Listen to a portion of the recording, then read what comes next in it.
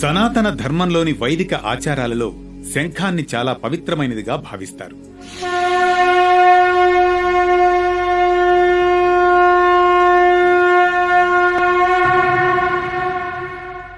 కానీ శివుని పూజలో మాత్రం శంఖాన్ని ఉపయోగించడం నిషేధం.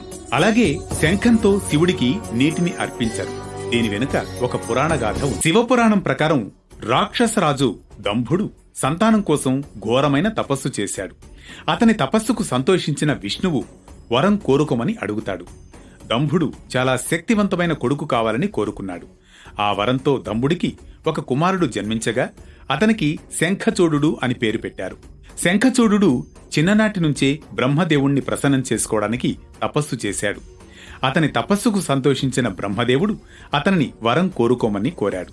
శంఖచూడు దేవతల కంటే శక్తిమంతుడు కావాలని, దేవతలను ఓడించే శక్తి కావాలని తన కోరిక కోరాడు. బ్రహ్మ వరమిచ్చి అతనికి శ్రీకృష్ణ కవచాన్ని ఇచ్చాడు. దానిని ధరించడం ద్వారా శంఖచూడు 3 లోకాలను జయించాడు. ధర్మధ్వజుని కుమార్తె తులసిని వివాహం చేసుకున్నాడు. బ్రహ్మదేవుడి వరం చూసుకుని 3 లోకాలను తన ఆధీనంలోకి తీసుకున్నాడు.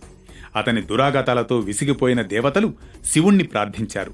కాని శ్రీకృష్ణ కవచం, తులసికి తన భర్త పట్ల ఉన్న భక్తి కారణంగా శివుడు కూడా శంఖచూడుణ్ణి ఓడించలేకపోయాడు.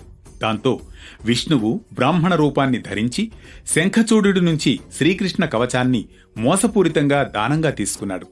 ఆ తర్వాత స్వయంగా శంఖచూడి రూపాన్ని ధరించి శంఖచూడి భార్య తులసి పవిత్రతను విచ్ఛిన్నం చేశాడు. అప్పుడు శివుడు తన త్రిశూలంతో శంఖచూడుణ్ణి చంపాడు.